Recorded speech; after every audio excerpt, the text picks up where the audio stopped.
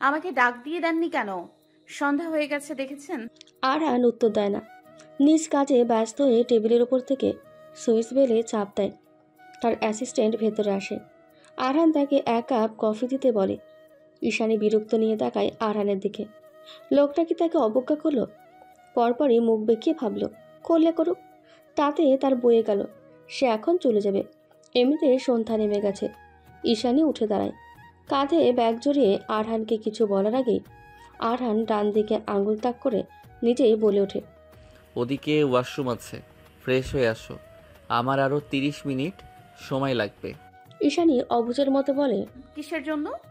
আরহান ফাইলের দিকে তাকিয়ে বলে, হাতের কাজ শেষ হতে তারপর বেরোবো। ঈশানী কণ্ঠে দৃঢ়তা এনে বলল, আমি পারবো যেতে। সন্ধ্যা নেমে গেছে, এখন একা বাসায় গেলে মা বকাবকি করবে। অপেক্ষা করো। আরহান বলে। ঈশানী মুখ বাঁকায়। সে কি বাচ্চা যে যেতে পারবে না? আর এমনভাবে অর্ডার করছে যেন রাজা মহারাজা। বিড়বিড় করতে করতে সে ওয়াশরুমে চলে যায়। 5 মিনিট পর বেরিয়ে এসে দেখতে পায় কফি টেবিলে। আরহান ইশারায় নিতে বলল সেটা। ঈশানী বিনা শব্দে নিয়ে নেয়। আরহানের কাজ শেষ করতে করতে মাগরিবের আজান দিয়ে দেয়। ঈশানীকে গাড়ির চাবি দিয়ে বলে সেখানে গিয়ে অপেক্ষা করতে। ঈশানী চাবি নিয়ে গাড়ির সামনে গিয়ে দাঁড়িয়ে থাকে। দূর থেকে দেখতে পায় আরহান আছে।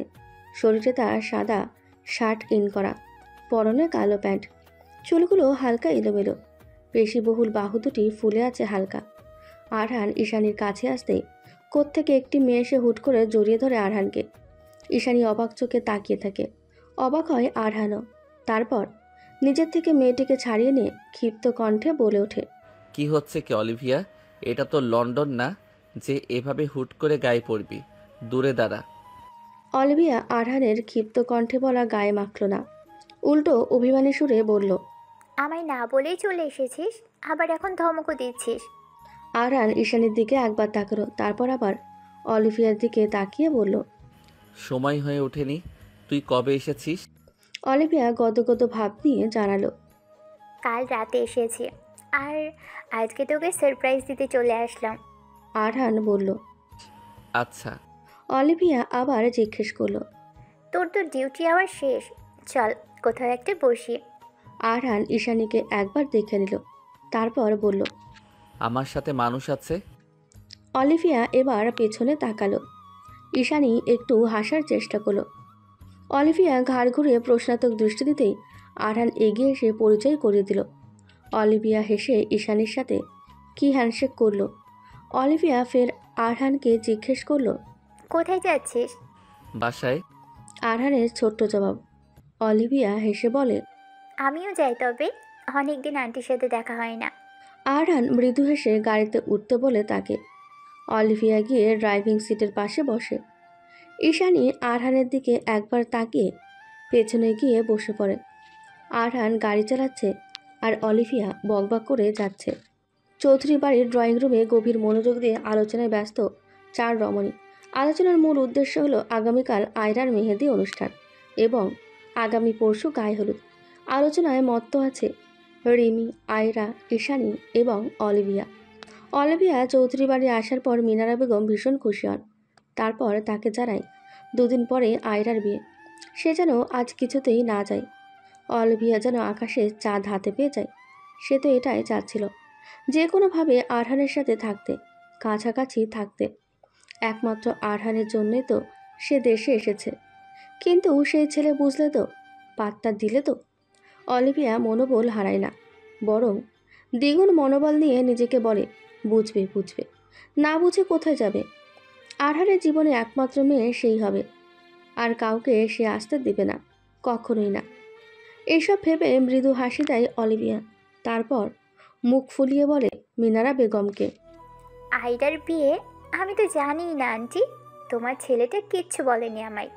মিনারা বেগম একগাল হেসে বললেন, তুমি এসেছো, এখন আর যেতে দিচ্ছি না। কাল থেকে এমনিতেই মেহমান আসতে শুরু করবে, একদম বিয়ে শেষ করে যাবে, কেমন? অলিভিয়া খুশি হয়ে যায় এবং তারপর থেকে 4 জন বসেছে কাল কি করবে, গায়ে হলুদে কি হবে, এসব নিয়ে আলোচনায় ব্যস্ত ছিল। ঈশানীর এসবে বিশেষ মন না থাকলেও আয়রার মন রক্ষার্থে তাকেও সঙ্গ দিতে হচ্ছে। চার মাথা এক হয়ে ফোনে তারা নাচ দেখছিল। রিমি আর অলিভিয়া নাচবে হলুদের অনুষ্ঠানে। সেই নাচে টিউটোরিয়াল দেখছে। ঠিক সেই মুহূর্তে ওপর থেকে আরহানের কণ্ঠ ভেসে আসলো। মা, এক কাপ কফি দিয়ে যাও। আরহানের কণ্ঠস্বর পেয়ে চট করে উঠে দাঁড়ায় রিমি। এক প্রকার হন্তদন্ত হয়ে ছুটে যায় রান্নাঘরে। আরহানের মন মতো কফি বানিয়ে চলল আরহানের রুমের দিকে। অলিভিয়া সব কিছুই খেয়াল করলো নিখুঁত চোখে। তার মন বলছে এটা শুধু কাজিনদের মধ্যে স্বাভাবিক মেলবন্ধন না, বরং রিমির মনে রয়েছে সুপ্ত অভিলাষা। সে রাগে নিজের হাত মুষ্টিবদ্ধ করে নেয়। কপালে রগ ফুলে ওঠে অলিভিয়ার। তার আরহানের দিকে নজর, এত বড় সাহস! রিমি কফি নিয়ে আরহানের রুমে যায়। দেখতে পায় আরহান ল্যাপটপে মুখ গুজে কাজ করছে। রিমিকে তখনও খেয়াল করেনি। রিমি কফির মগ এগিয়ে দিয়ে লাজুক স্বরে বলে, আপনার কফি। আরহান ল্যাপটপেই মুখ গুজে বলে। রেখে দে টেবিলে। রিমি টেবিলে রেখে দিয়ে ঠায় দাঁড়িয়ে রয়। আরহান মাথা তুলে চায় রিমির পানে। ভ্রু উঁচিয়ে জিজ্ঞেস করে, কিছু বলবি? ইস, এই লোকটা এত সুন্দর কেন? তার কথা বলার ধরন, প্রতিটি অঙ্গভঙ্গি, চোখের চাহনি এত প্রবলভাবে কেন টানে রিমিকে? এই যে এখন ভ্রু উঁচিয়ে কথা বলল, কি মারাত্মক না লাগলো রিমির কাছে। এসবই ভেবে রিমি তার দুঠোঁট ভিজিয়ে ঢোক খায়। তারপর কোনো রকম কিছু না। বলে চলে যায়। চৌধুরী বাড়িতে আত্মীয় স্বজন আসতে শুরু করেছে। আগামীকাল হলুদ এবং তার পরের দিন বিয়ে। আজ সন্ধ্যায় ছোট করে বাড়ির মেয়েগুলো মেহেন্দি অনুষ্ঠান রেখেছে। চারদিকে মানুষের আনাগোনা। বিয়ের তোড়জোড়ে যেন চৌধুরী বাড়ি নতুন রূপ নিয়েছে। সকালে নাস্তার জন্য খাবার টেবিলে উপস্থিত হয় ঈশানী। দেখতে পায় মোটামুটি সকলে খেতে বসেছে। ঈশানীকে দেখেই রনি একটা বিশ্রী হাসি উপহার দেয়। ঘৃণায় মুখ ফিরিয়ে নেয় ঈশানী। তারপর রান্নাঘরে চলে যায় ছোট মাকে সাহায্য করতে। এদিকে রনির মুখে লেপ্টে থাকে এক দুর্বিষহ হাসি, চোখে অজানা কোনো রহস্য ক্ষোভ। মেহেদি অনুষ্ঠান উপলক্ষে ছাদে ছোট করে ডেকোরেশন করেছে মেয়েরা। আয়রার ভীষণ শখ ছিল মেহেদি অনুষ্ঠানের, তাই তার কাজের মহল ও বন্ধুরা মিলে এই ছোট্ট অনুষ্ঠান উপহার দিয়েছে ওকে। বাড়ির গুরুজনরা এদিকে আসেনি। আয়রা সুন্দর একটি গাঢ় গোলাপি, ইংরেজিতে যেটাতে বলে হট পিঙ্ক রঙের হালকা কাজের একটি লেহেঙ্গা পরেছে। সেজেছেও দারুণভাবে। আর বাকি সকলে মিলিয়ে নিজেদের জন্য সবুজ রঙের চুড়িদার নির্বাচন করেছে। ঈশানী, রিমি, অলিভিয়া সহ বাকি সকলে মিলে মেহেন্দি দেওয়ার উদ্দেশ্যে ছাদে এসেছে। বক্সে উচ্চ শব্দে বাজছে শাহরুখ খানের বিখ্যাত গান মেহেন্দি লাগা কে রাখনা। আয়রাকে মেহেন্দি দিয়ে দিচ্ছে মেহেন্দি আর্টিস্ট, সেই সাথে অন্যদেরও দিয়ে দিচ্ছে অন্য আর্টিস্ট। ঈশানী, অলিভিয়া, রিমিও বসে পড়েছে মেহেদি দিতে। ঈশানীর মেহেদি দেওয়া আগে শেষ। সে সিম্পল ডিজাইন পছন্দ করেছিল, যেটা তাড়াতাড়ি দেওয়া হয়ে গেছে। ঈশানী হাতে মেহেন্দি নিয়ে বসেছিল। তখন আয়রা ডেকে বলল, ইসো, আমার ফোনটা ঘরে রেখে এসেছি, একটু এনে দিবি? ঈশানী মাথা দুলিয়ে ছাদের গেট পেরিয়ে নিচে নামতে লাগলো। ছাদের থেকে নামতে হাতের বামে রয়েছে স্টোররুম। সেদিকটায় সচরাচর কেউ যায় না। সন্ধ্যা পেরিয়ে এখন রাত নেমেছে শহরের বুকে। ঈশানী 3-4 সিঁড়ি পার করে নামতেই পেছন থেকে একটি দানবীয় হাত চেপে ধরে ঈশানীর মুখ। ঈশানী ছোটার জন্য ছটফট করতে থাকে। আগন্তুকের হাতে কিল ঘুষি দিতে থাকে, কিন্তু লাভ হয় না। উল্টো সেই আগন্তুক ঈশানীর মুখ চেপে ধরে নিয়ে যায় সেই পরিত্যক্ত স্টোররুমে।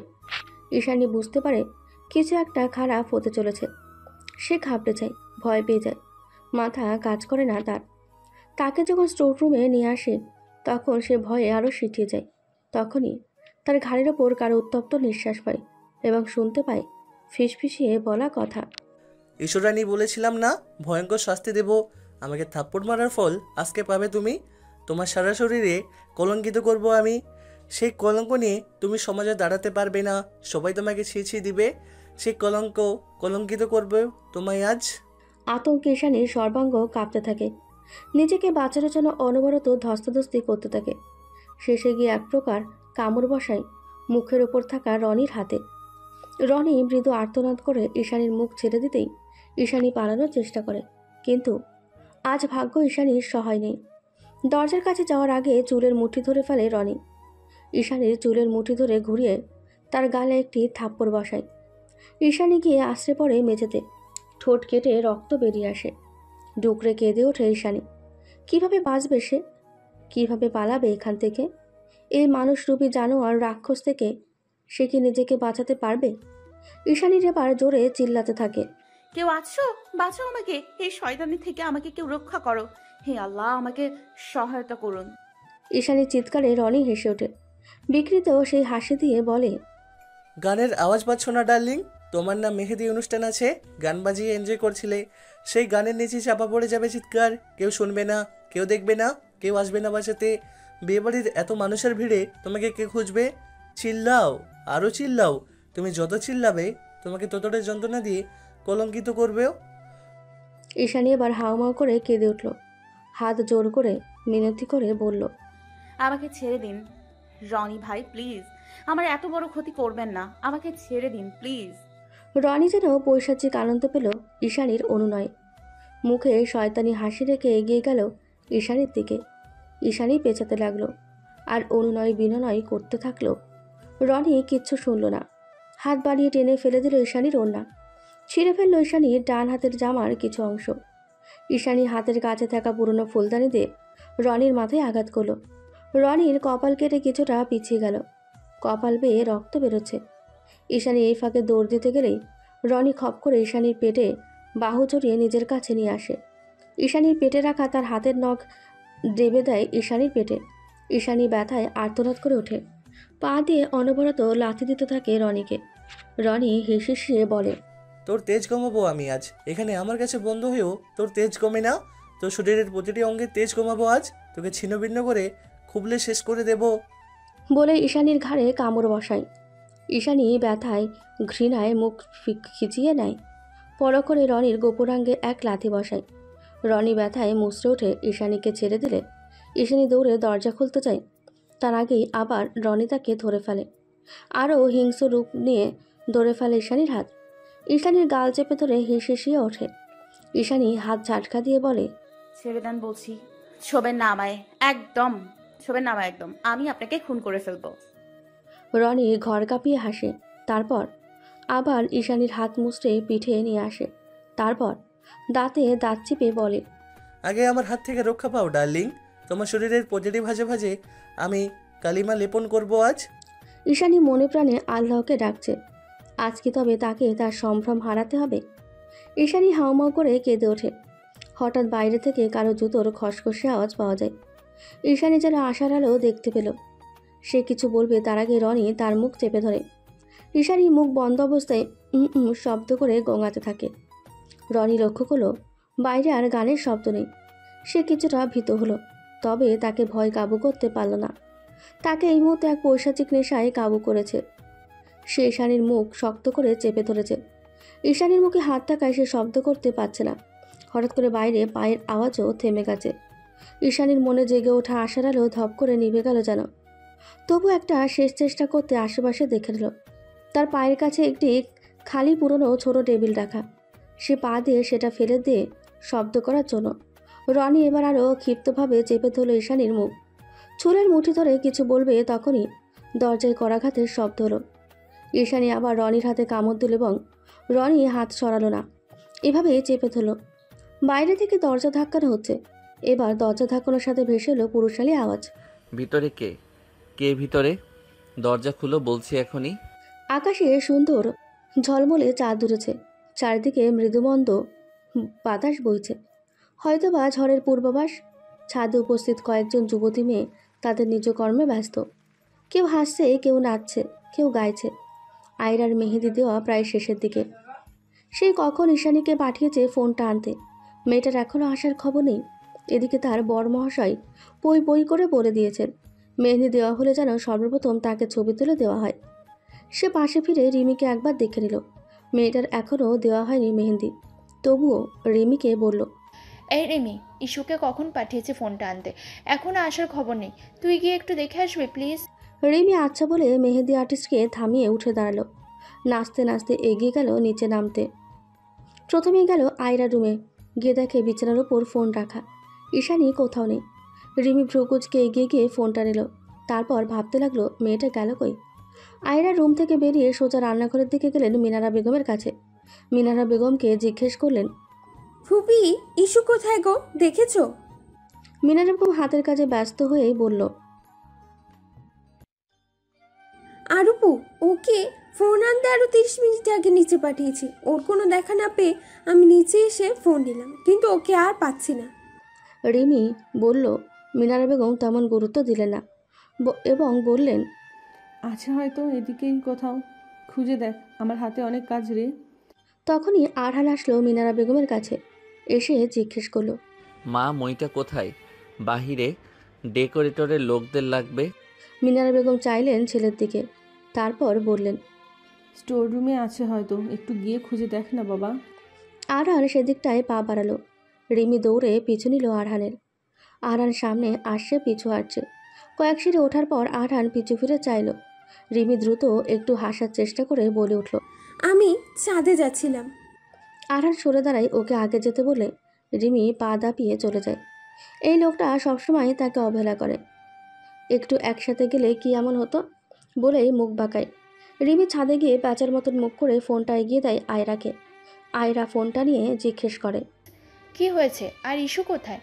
রিমি নিজেকে স্বাভাবিক করে তারপর বলে, ইস্যুকে তো কোথাও পেলাম না, ফুপিও দেখেনি। আয়রার এবার একটু চিন্তা হতে লাগলো, কোথায় গেল মেয়েটা। সে ফোন দিল ঈশানীর ফোনে। ফোনটা তার পাশেই বেজে উঠল। কপালে চিন্তার ভাঁজ পড়ল। আয়রা উঠে দাঁড়ালো। ঈশানী কখনো এমন করে না, কোথাও গেলে অন্তত বলে যায়। আর এত রাতে যাবেই বা কোথায়? বাড়ি ভর্তি মানুষ। সে নিজের হাত উঁচু করে কোনো রকম পা বাড়ায়। আরহান স্টোর রুমের সামনে যায়। দরজার বাইরে থেকে খোলার চেষ্টা করছে সে, তবু সে দরজা খুলতে পারছে না। আরহান ভাবলো হয়তো দরজা লক করা। আবার পা ঘুরিয়ে নিচের দিকে যেতে লাগলো চাবি আনার জন্য। আরহান কয়েক কদম হেঁটে সামনে আসতেই দেখা হয় আয়রার সঙ্গে। আয়রা নিচে নামছিল। আরহানকে দেখে সে জিজ্ঞেস করে, ভাইয়া, তুমি ইস্যুকে দেখেছো? ওকে কোথাও পাচ্ছি না, ফোনটাও ছাদে রেখে গেছে। আরহান স্বাভাবিকভাবেই জানালো, না, দেখিনি আমি। দেখো, আশেপাশে আছে হয়তো। তুই স্টোর রুমের চাবি কোথায় জানিস? আয়রা বলে, স্টোর রুম তো খোলাই থাকে সব সময়, চাবি লাগবে কেন? আরহান কিছু বলবে তখন স্টোর রুম থেকে একটা শব্দ এলো। গানের আওয়াজে তেমন শোনা না গেলেও ওরা রুমের কাছে থাকায় শুনতে পেল। আয়রা খালি কেঁপে উঠল হঠাৎ শব্দে, বলল, এই শব্দ কোথা থেকে আসলো ভাইয়া? আরহান স্টোর রুমের দিকে তাকিয়ে বলল, স্টোর রুমে থেকে মনে হলো, কিন্তু সেটা তো বন্ধ। আমি এতক্ষণ খোলার চেষ্টা করলাম, কিন্তু খুলল না। আয়রা ভীত হয়ে প্রশ্ন বলল, ভিতরে কি কেউ আছে ভাইয়া? তখনই রিমি এলো, এসে জিজ্ঞেস করলো, কি করছো তোমরা এখানে? আরহান কপালে ভাঁজ ফেলে কিছু একটা ভাবল। তার কিছুটা গোলমাল লাগছে ব্যাপারটা।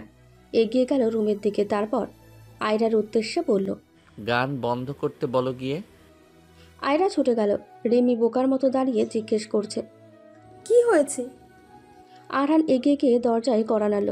ভিতরে কে? কে ভিতরে? দরজা খুলে বলছি। ভিতর থেকে ঈশানী উ শব্দ করে যাচ্ছে। রিমি বলল, ভাইয়া, ভেতরে কেউ আছে, দেখো কেমন একটা শব্দ। আরহান কিছুটা অস্বাভাবিক হলো, জোরে দরজা ধাক্কিয়ে ভাঙার চেষ্টা চালালো। এদিকে রনি এক হাতে ঈশানীর মুখে চাপ দিয়ে অন্য হাতে ধরে ঈশানীর চুলের মুঠি ধরে লাল চোখে তাকিয়ে চোখ রাঙায়। রনি ঘাবড়ে যায় আরহানের কণ্ঠ শুনে। শরীর ঘেমে নেমে যায় একটা শীতল ভয়। কী করবে ভাবতে থাকে। এভাবে হুট করে ধরা খেয়ে যাবে ভাবেনি সে। ভয় আরও তীব্র করে তার হাতের থাবা। চারপাশে তাকিয়ে দেখতে থাকে পালানোর রাস্তা আছে নাকি। কিন্তু তখনই দরজা ভেঙে প্রবেশ করে আরহান। রনি ভয়তো নেত্রে তাকায় আরহানের পানে। আরহান ঈশানীর দিকে তাকায়, করুণ চোখে আরহানকে দেখছে। আরহান 1 মিনিট সময় নেয় ঘটনা বুঝতে। রনি ঈশানীকে ফেলে পালাতে ধরলে আরহান নাক বরাবর এক ঘুষি বসায়। মুখ থুবড়ে পড়ে রনি। ঈশানী দৌড়ে চলে যায় আরহানের কাছে, হামলে পড়ে আরহানের উপর। ডুকরে কেঁদে ওঠে আরহানকে ধরে। আরহান এক হাতে জড়িয়ে নেয় ঈশানীকে। রক্ত চক্ষু নিয়ে তাকায় রনির দিকে। রনির ভয়ার্ত দৃষ্টি। আরহানের পিছনে আয়রা ও অলিভিয়া এগিয়ে আসে। আয়রা এগিয়ে এসে ঈশানীকে ধরে। আয়রাকে পেয়ে ঈশানী জড়িয়ে ধরে, কাঁদতে থাকে। অলিভিয়া মেঝে থেকে ঈশানীর ওড়না নিয়ে গায়ে জড়িয়ে দেয়। রিমি আশ্চর্য হয়ে তাকিয়ে ভাইয়ের দিকে। তার ভাই এত জঘন্য কাজ করলো কী করে? চোখে তার পানি। আরহানের চোখ লালচে বর্ণ ধারণ করেছে। কপালে রক ফুলে ফেপে মনে হয় ফেটে যাবে। সে হিংস্র বাঘের ন্যায় এগিয়ে গেল রনির দিকে। রনি 2 হাতে ভর দিয়ে পেঁচাতে পেঁচাতে বলল। ভাই তুমি যেমন ভাবছো তেমন। আর বলতে পারে না কিছু।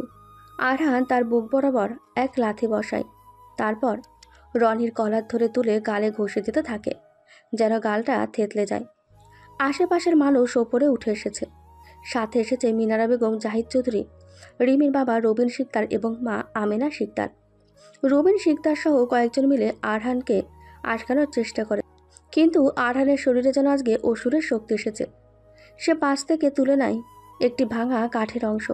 সেটা দিয়ে আঘাত করতে গেলেই আমেনা শিকদার চিল্লিয়ে কেঁদে ওঠে। মরিস না বাবা, আমার ছেলেই মরে যাবে, মরিস না ওটা দিয়ে। আরহানের হাত থেমে যায়, ফোঁসফোঁস করতে থাকে। জোরে জোরে নিঃশ্বাস নিয়ে নিজেকে ঠান্ডা করার বৃথা চেষ্টা করে। সবাই কানাঘুষো করছে। মিনারা বেগম ছেলের মারামারির দৃশ্যে ভীত হয়েছিল। এতক্ষণে ঈশানীকে খেয়াল করলেন। ইয়া আল্লাহ বলে এগিয়ে গিয়ে ঈশানীকে জড়িয়ে ধরে। জাহিদ চৌধুরী একবার ঈশানীর দিকে তাকিয়ে আবার আরহানের দিকে তাকায়। আরহান হুঙ্কার দিয়ে বলে, এখানে কি সিনেমা হচ্ছে? সবাই কি দেখছেন? যে যার কাজে যান। সবাই এক প্রকার হুড়মুড় করে চলে গেল। থেকে গেল ঘরের মানুষেরাই। জাহিদ খান এগিয়ে গেল ঈশানের দিকে। তার মাথায় হাত রেখে স্নেহভরা অথচ ঠান্ডা তেজি কণ্ঠে জিজ্ঞেস করলেন, ইসুমা, মা আমার, তোমার এই অবস্থার জন্য কে দায়ী বলো? একটু কেঁপে উঠল তার কণ্ঠস্বর। তারপর আবার বলল, তুমি শুধু বলো, আমি তাকে সর্বোচ্চ শাস্তি দেব। ঈশানী চাচুকে জড়িয়ে ধরে হাউমাউ করে কেঁদে দিল। কান্নার দমকে কিছু বলতে পারল না। আরহান চিল দিয়ে বলে উঠল, এই জানোয়ারের বাচ্চা করেছে। আরহান তেড়ে যায় আবার রনির দিকে। হিংস্র থাবায় মুচড়ে ধরে রনির হাত। তারপর দাঁতে দাঁত চেপে বলে, তোর সাহস কম না? চৌধুরী বাড়িতে দাঁড়িয়ে চৌধুরী বাড়ির মেয়ের ক্ষতি করতে চাস? যেই হাত দিয়ে তুই ওকে ছুঁয়েছিস সেই হাত আমি ভেঙে গুড়িয়ে দেব, যাতে কখনো ঈশানী তো দূর, অন্য কোনো মেয়ের দিকে তাকাতেও তোর কলিজা কাঁপে। রনি ব্যথায় কুঁকিয়ে ওঠে। আমিনা শিকদার এবার নিজের ননদের কাছে যায়। রবিন শিকদার তার একমাত্র ভাই। তাকে ভীষণ ভালোবাসে ও স্নেহ করেও মিনারা বেগম নিশ্চয়ই ভাইয়ের বউয়ের কথা বুঝবে, কথা শুনবে। একমাত্র ভাইপো বলে কথা, আবার একমাত্র ছোট ভাইয়ের ছেলে। সে দৌড়ে যায় ননদের কাছে। মিনারা বেগমের হাত ধরে কেঁদে বলে, আপা, তোমার ছেলেকে থামতে বলো। আমার ছেলেটাকে মেরে ফেললো। আমার ছেলের কিছু হলে আমি তোমাদের ভাইও মরে যাবো আপা। মিনারা বেগম তাকালেন ভাইয়ের বউয়ের দিকে। তারপর গর্জে উঠে বললেন, তুমিও কি তোমার ছেলের মতো জানোয়ার হয়েছো আমিনা? জাহিদ চৌধুরী এবার মুখ খুলেন, হুঙ্কার দিয়ে বলে উঠলেন, তোমাদের ছেলে একটা মেয়ের শ্লীলতাহানির চেষ্টা করেছে, আর তুমি সেই ছেলেকে বাঁচাতে বলছো? ঈশানীর জায়গায় নিজের মেয়ে হলে পারতে? বিবেক কোথায় তোমার? তোমার ছেলেকে আমি নিজে পুলিশে। তারপর আরহানের উদ্দেশ্যে বললেন, আরহান, তুমি ওকে ছেড়ে দাও, পুলিশ ফোন দাও। এই নরকের কীটের শাস্তি হবে আদালতে। আমিনা শিকদার কেঁদে উঠলেন। তারপর জাহিদ চৌধুরীকে কিছুটা অনুরোধের এবং ব্রেন ওয়াশ করতে বললেন, ভাই, আমার ছেলেকে পুলিশে দিলে কি ঈশানীর মান সম্মান ফেরত আসবে? আসবে না। সমাজের চোখে ও কলঙ্কিত নষ্টা। কেউ কিন্তু তলিয়ে দেখবে না যে আসল কাহিনী। আমার ছেলেকে আপনি পুলিশে দিলে ও ঠিক কয়েকদিন পর ছাড়া পেয়ে যাবে, ঘুরে বেড়াবে। কিন্তু ঈশানী সেটা পারবে না। ও সমাজে মুখ দেখানোর মতো অবস্থায় নেই। আমার কিন্তু আগে থেকেই ঈশানীকে ভীষণ পছন্দ ছিল। আমার ছেলেটা ভুল করে ফেলেছে, বয়স কম তো বুঝতে পারেনি ভাই। আপনি ওকে ক্ষমা করে দিন। ওর ক্ষমার প্রায়শ্চিত্ত হিসেবে ওর ঈশানীকে বিয়ে করে বইয়ের সম্মান দেবে, কলঙ্কিত হওয়ার হাত থেকে রক্ষা করবে। বিনিময়ে আপনারা আমার ছেলেটাকে ছেড়ে দিবেন। এমনিতে ঈশানী আর ভালো করে বিয়ে দিতে পারবেন না আপনারা। আমার ছেলে সব থেকেই ভালো, বংশ পরিচয় ভালো, চরিত্র ভালো, সবই ভালো। শুধু আজ একটা ভুল করে ফেলেছে। বাইরে সবাই ছিছা করবে ঈশানীকে। এর চেয়ে ওদের দুজনের বিয়ে দিয়ে দেয়, ঈশানীরও সম্মান বাঁচবে। চারিদিকে কেমন এক অস্বাভাবিক নীরবতা ছেয়ে আছে। চৌধুরী বাড়ির পরিত্যক্ত স্টোররুমে উপস্থিত মানুষগুলো তাকিয়ে আছে আমিনা শিকদারের দিকে। রবিন শিকদার বেশ খুশি হলো স্ত্রীর ধূর্ততায়। তিনিও খুব ব্যথিত হয়েছেন এমন ভান করে জানালো, ঈশানীর সাথে যেটা হয়েছে সেটা খুবই খারাপ হয়েছে ভাইজান, কিন্তু ভেবে দেখুন আমিনা কিন্তু ঠিক বলেছে। এখন আমাদের শাস্তির কথা না ভেবে ঈশানীর কথা ভাবা উচিত। আমি কথা দিচ্ছি ঈশানীকে রানী করে রাখবো। এসব কলঙ্ক তখন আর কেউ মনে রাখবে না। তখন রনি ওর আইনত স্বামী হয়ে যাবে। ঈশানী ঘৃণায় চোখ মুখ খিচে নেয়, আঙুল দাবিয়ে দেয় আয়রার হাতে। আয়রা বুঝতে পারে ঈশানীর মনোভাব। সে নিজেও চায় না এই লম্পট চরিত্রহীন বৃত্তর মস্তিষ্কের মানুষ সাথে ঈশানীর বিয়ে হোক, কিন্তু বাবার উপর কথা বলার সাহস তার নেই। তবু বুকে সাহস সঞ্চয় করে কিছু বলার জন্য উদ্যত হয়। তখনই আরহান চিৎকার করে ওঠে, তোমাদের কি বিন্দুমাত্র শরম লজ্জা নেই? নিজেদের ছেলের অপকর্ম ঢাকতে একটা ফুলের মতো পবিত্র মেয়ের জীবন নষ্ট করবেন? আপনাদের ছেলে ভালো, একটা মেয়ের শ্লীলতাহানি করতে এসেছে, তার চরিত্র ভালো, বিবেক বুদ্ধি কি হাটে বেচে দিয়ে এসেছেন? এই জানোয়ারকে বাঁচাতে আপনারা নিজেই জানোয়ার হয়ে যাচ্ছেন। রবীন তালুকদার খেকিয়ে ওঠেন, ঝাঁঝালো কণ্ঠে বলেন, মুখ সামলে কথা বলো আরহান, তুমি কার সামনে দাঁড়িয়ে কথা বলছো ভুলে যেও না। আমিনা শিকদার স্বামীর হাত ধরে চুপ থাকতে বললেন ইশারায়। তারপর আরহানকে বলল, ও আর ফুলের মতো পবিত্র নেই। আমরা ভালো মানুষ, বিবেক আছে বলে নষ্টা মেয়েকে নিজের বাড়ির বউ করতে চাচ্ছি। না হলে রবিন শিকদারের ছেলের জন্য শহরের বড় বড় লোকেরা মেয়ে দেওয়ার জন্য বসে আছে। আর ছেলেদের এমন টুকটাক দোষ থাকে, পুলিশে দিলেই বাকি। আমার ছেলেকে ছাড়তে আমার 2 মিনিটও লাগবে না। কলঙ্কিত হয়ে পড়ে থাকবে এই মেয়ে। এতক্ষণ জাহিদ চৌধুরী চুপ করে থাকলেও এবার গর্জে উঠলেন। ঘরে উপস্থিত থাকা প্রতিটি জীব কেঁপে উঠেছে যেন তার হুঙ্কারে। জাহিদ চৌধুরী আমিনা শিকদারের উদ্দেশ্যে বললেন, আমার মেয়ের চিন্তা তোমার করতে হবে না। আপাতত তুমি তোমার ছেলের চিন্তা করো। এই নরকের নিকৃষ্ট কীটকে যেন তুমি 2 মিনিটে জেলে থেকে ছাড়াতে না পারো, তার ব্যবস্থা আমি স্বয়ং জাহিদ চৌধুরী করব। মিনারা বেগম সব শুনলেন। যতই হোক ওনার আপন ছোট ভাই। মা মরার পর থেকে কোলে পিঠে মানুষ করেছে এই ছোট্ট ভাইকে। নিজের সন্তান তুল্য ছোট ভাইয়ের এহেন দশা সইল না তার। এদিকে ঈশানীকেও সে নিজের মেয়ের মতো মানুষ করেছে। তবুও দোনামোনা করে বললেন, রবিন বাবা, ওর বউ ভুল কিছু বলেনি, কিন্তু আমার ভাইয়ের কোনো দিক থেকে কম নেই। যা হওয়ার হয়ে গেছে।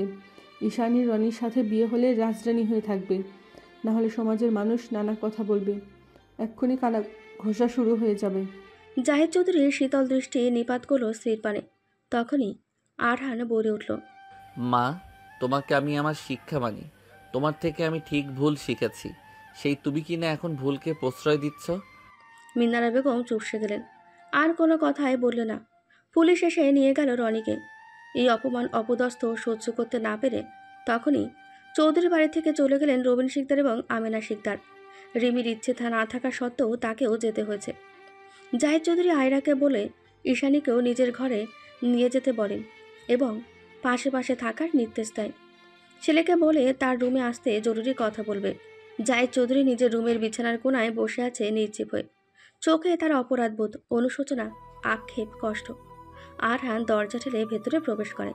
সোজা বাবার সামনে গিয়ে দাঁড়ায়। চুপ করে বসলো বাবার পাশে। বাবার ডান কাঁধে নিজের হাত রাখলো। জাহিদ চৌধুরী চোখ তুলে তাকালেন আরহানের দিকে। নিজের বাবার চোখে ভেজা দেখে আরহান খুব অসহায় বোধ করলো। মনে করার চেষ্টা করলো ঠিক শেষ কবে দেখেছিল বাবাকে কান্না করতে। হয়তো তার ছোট চাচ্চুর মৃত্যুতে। আরহান কিছুটা সময় দিল জাহিদ চৌধুরীকে।